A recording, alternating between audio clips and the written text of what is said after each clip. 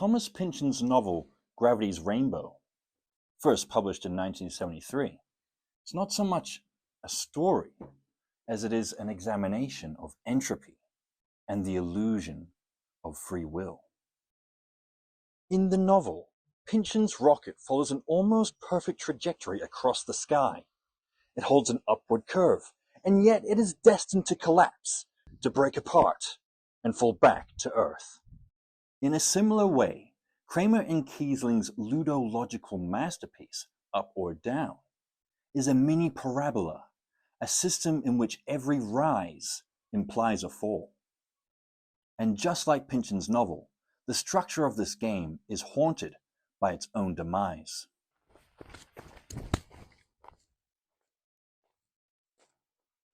Up or Down, the experience is transcendent in its purity. On the surface, it's nothing, a mere trifle, a filler game. But to dismiss it as thus is to miss the entire point. This game is nothing less than a sophisticated inquiry into the very semiotics of directionality itself.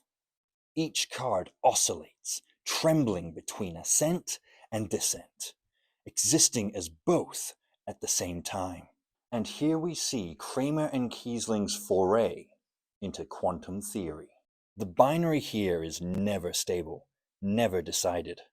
Up, necessarily, is always haunted by its phantom, its opposite, down. Every turn is a critique of both the game itself and the very legitimacy of the player's autonomy.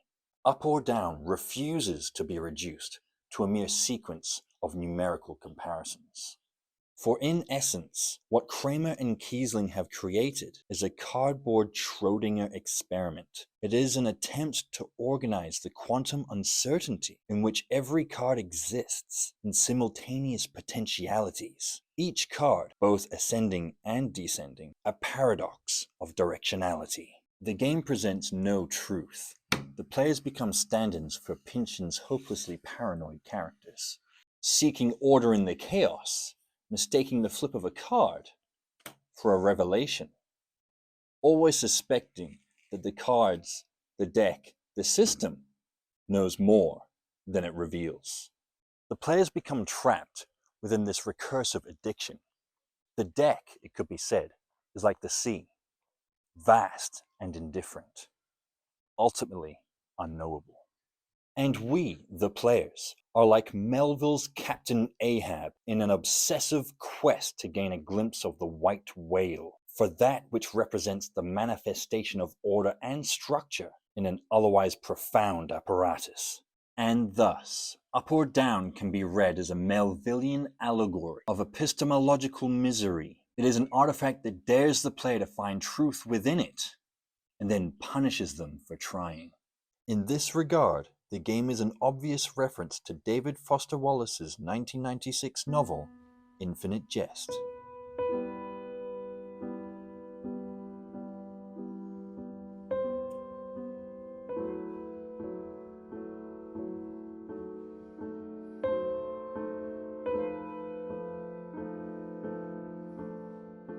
I all of a sudden realized that the point of being postmodern or being avant-garde or whatever wasn't to follow in a certain kind of tradition, that all that stuff is BS imposed by critics and camp followers afterwards, that what the really great artists do, and it sounds very trite to say it out loud, well, what the really great artists do is they're entirely themselves.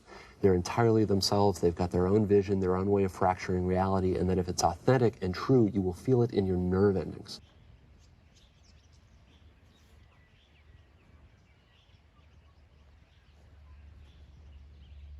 The mechanics of Up or Down function much like the eponymous film cartridge in Infinite Jest. Its system so seductive, so compelling, that the player's attempt to master it leads only to compulsion and even complete destruction. Those who play Up or Down become trapped, much like the residents of Ennet House or the students of the Tennis Academy, caught in feedback loops they cannot escape. Every turn, every card drawn, echoes the cycles of obsession and desire that define the human condition in Wallace's world.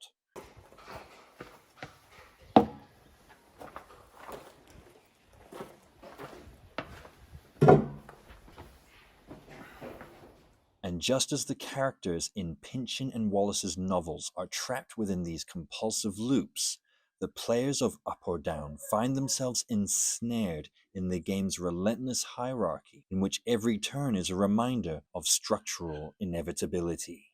Beneath the metaphysical uncertainty that permeates this experience lies a radical materialism.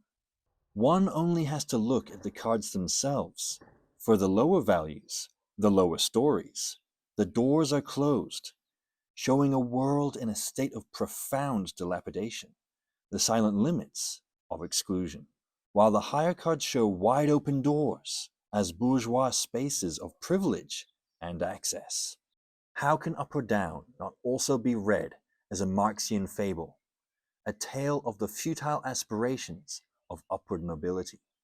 The deck itself is a representational marketplace, and every card becomes a site of alienation. The 2 is above the 1, and the 3 is above the 2. The hierarchy is set and immutable, and yet they all exist in the one shared deck, that is, the system. The player's attempt to organize this structure of economic hostility mirrors the struggle of the working class within such a system. The brilliance of this game is revealed in the futility of the ascent. For where does it lead?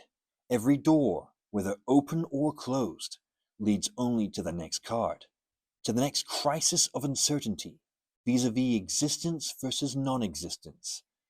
It leads only to the next epistemological, mind-shattering disaster.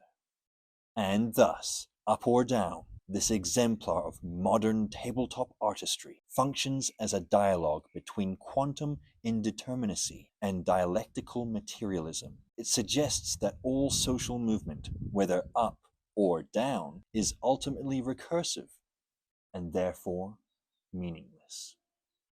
To play this game is to confront the ultimate contradictions of existence. To put it simply, this game is a dialectical tapestry of interlocking modalities in cardboard form, a haunting juxtaposition of strategic autonomy and stochastic interference.